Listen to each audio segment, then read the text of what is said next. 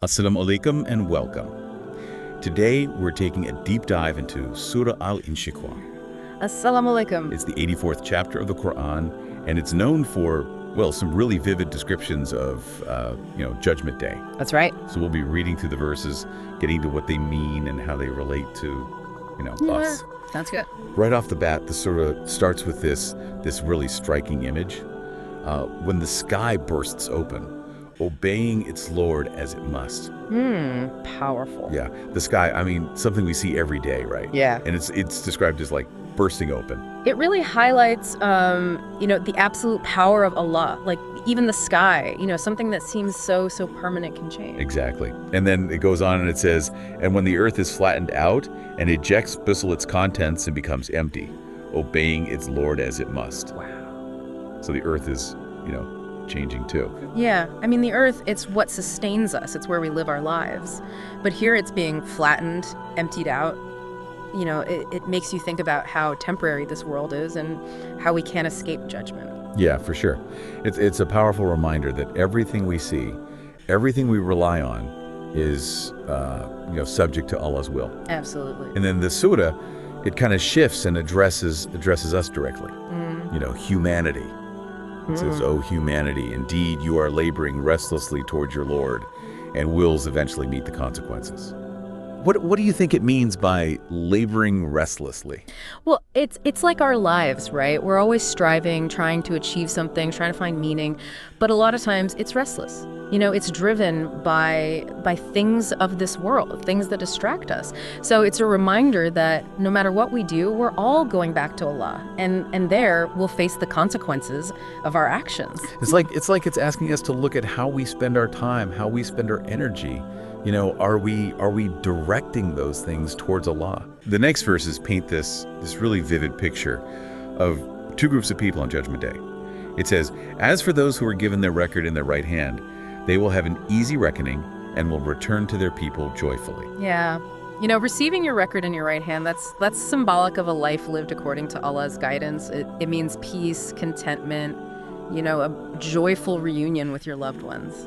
But then there's another group. The surah says, "And as for those who are given their record sewn their left hand suit from behind their backs, they will cry for uncensored destruction and will burn in the blazing fire." That's a lot different.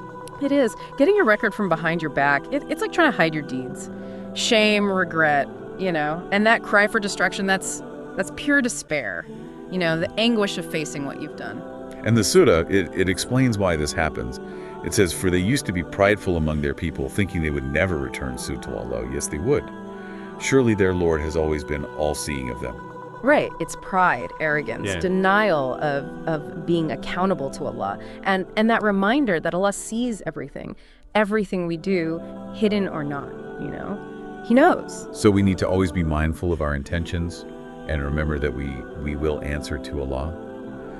Then it's like Allah swears a series of oaths. It says, "So I do swear by the twilight, and by the night and whatever it envelops, and by the moon when it waxes full." Why these things, do you think? The twilight, the night, the full moon, these are all transitions, cycles, Correct. Light and darkness, growth and decline. They're a reminder of how temporary this world is, how everything eventually changes, and they point towards that final change, death, and the afterlife. It's like Allah's using the world around us to make us think deeper. Exactly. And it goes on to say, "You will certainly pass from one state to another." So it's this idea of transitioning, from one stage to the next. Yeah. That seems to be like a big theme here. It is. We're just in one stage of a much longer journey. Like the twilight becomes night, like the moon goes through its phases. We're moving from this life to the next. Then there's this question. It says, "So what is the matter with them that they do not believe, and when the Quran is recited to them, they do not bow down sung submissionary?" It's like there's this feeling of I don't know, bewilderment. Yeah. Like how can they not see? How can they not believe after hearing the Quran? It speaks to how stubborn we can be, how we hold on to our own ideas, even when Allah's message is right there. It's true. But like the surah says, Allah knows best whatever they hide. So nothing's hidden from Allah. Right. And then it brings us to to the end, it's a clear message about what happens based on our choices. Yeah, it says, so give them good news of a painful punishment, but those who believe and do good will have a never-ending reward. It's a powerful contrast. Yeah, it really makes you think about the weight of our actions.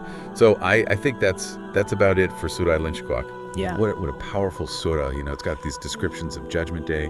It talks about striving towards Allah and how our choices have consequences. Definitely. So as we finish this deep dive, the question for all of us is, you know, how can we really live by these teachings?